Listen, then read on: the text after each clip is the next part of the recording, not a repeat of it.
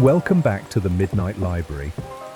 Tonight we embark on a journey through power, poverty, and the puzzle of prosperity. In this story, we gently unpack the ideas behind Why Nations Fail, a groundbreaking work by economists Daron Acemoglu and James A. Robinson.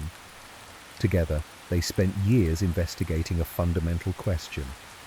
Why do some nations thrive while others remain trapped in poverty and dysfunction? This story will not keep you up with the weight of the world. Instead, we'll drift slowly across centuries of human development and uncover the deep patterns that shape our societies. You'll learn how inclusive institutions foster flourishing, how extractive ones stifle growth, and why geography and culture are not the decisive answers many once believed them to be. Let's begin by taking a deep breath. Allow your body to settle. Let your thoughts float softly in the background. And as we explore history's great patterns, let sleep gently find its way to you. Chapter 1. The Great Mystery. For centuries, scholars puzzled over the same haunting question. Why are some nations rich while others are poor? Was it the weather, the culture, the geography? These were the dominant theories for much of history. It seemed reasonable. After all, tropical countries battled diseases and lacked the natural resources that others enjoyed. Cultural arguments tried to tie success to religion, values, or work ethic. But Acemoglu and Robinson saw something different. To them, these theories fell short, unable to explain the dramatic changes that occurred within the same countries over time. Places with similar climates and people often saw wildly different outcomes. Instead, they pointed to something deeper, something more structural. It wasn't the soil beneath a nation, but the institutions that governed it. They discovered that nations fail when political and economic institutions are extractive, when power is concentrated in the hands of the few, and the many are denied opportunities to rise. These institutions hold people back, strip them of incentives, and crush innovation. On the other hand, nations succeed when institutions are inclusive, when power is shared, property rights are protected, and individuals have the freedom to create, trade, and participate. It was a powerful insight, and like a key turning softly in a lock, it opened the door to a new understanding of global inequality. Chapter 2. Inclusive versus extractive institutions. Let's go deeper into these two types of institutions, inclusive and extractive.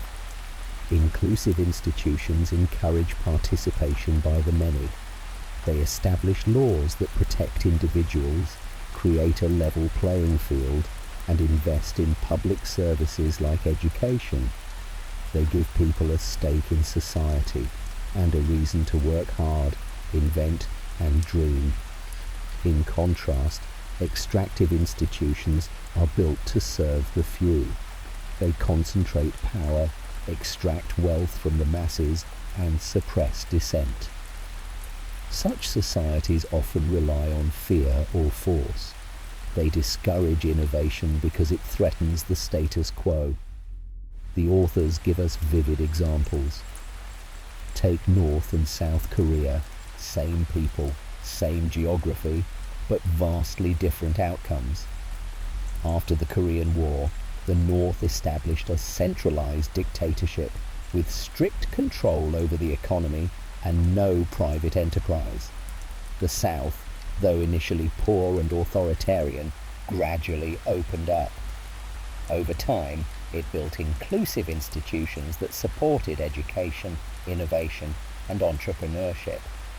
Today, the difference in prosperity between the two countries is stark, and it's not because of the weather.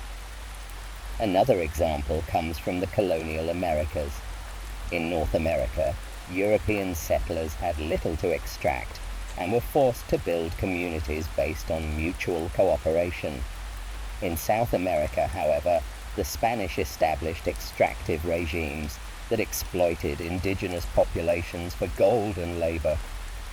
These early institutional decisions shaped the destinies of entire regions. Inclusive institutions unlock human potential.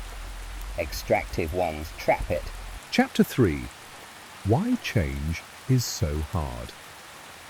You might wonder, if inclusive institutions work so well, why don't all nations adopt them?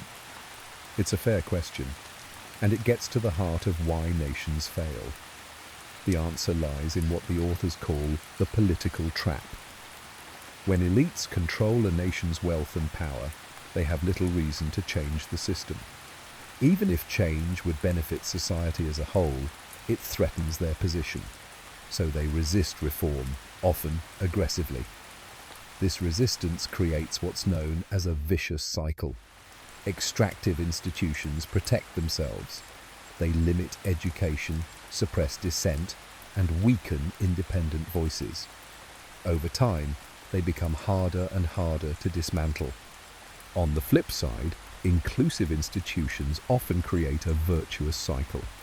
They empower individuals, strengthen civil society, and encourage further reforms. Success builds upon success. Yet progress is never guaranteed. Even nations with inclusive systems can regress. Think of moments in history where democracies slipped into authoritarianism, or where corruption crept into public institutions. That's why vigilance is essential. Inclusive systems must be nurtured, protected, and renewed across generations. Chapter 4. The role of creative destruction. Another key idea in why nations fail is creative destruction, a concept borrowed from economist Joseph Schumpeter. Creative destruction is what happens when innovation disrupts the old order. Think of how the printing press transformed information, how railroads changed trade, or how the internet reshaped entire industries. In inclusive societies, creative destruction is welcomed. It leads to growth, progress, and opportunity. But in extractive societies, it's feared. Why? Because it threatens the existing power structure. New ideas are dangerous when your position depends on the old way of doing things.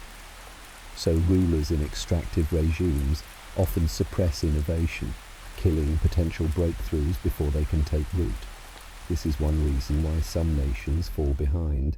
It's not a lack of talent or resources. It's the deliberate blocking of progress to protect the few.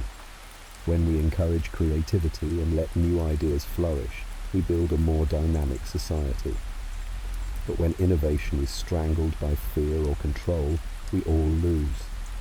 Letting go of old systems can be hard, even scary. But sometimes, breaking what doesn't serve us anymore is the only way forward. Chapter 5. No destiny is fixed. The final message of why nations fail is one of cautious hope. Yes, history is shaped by powerful structures, and yes, elites often resist change. But the future is not written in stone. Nations can rise or fall depending on the choices they make, especially when it comes to institutions. Look at Botswana. After gaining independence, it could have followed the extractive path like many others. Instead, it built strong institutions, respected property rights, and invested in education. Today, it's one of the most stable and prosperous countries in Africa.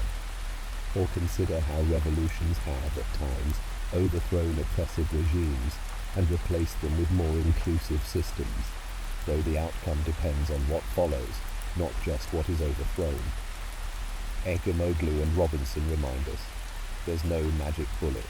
No single leader or policy can fix everything, but over time, small steps toward inclusion can change a nation's path. History bends not because of luck or fate, but because people push it. Closing reflection. As your breathing slows and the soft quiet of the night surrounds you, remember this: prosperity is not a mystery. nor is poverty a curse. It is often a reflection of how societies are built and who they are built to serve.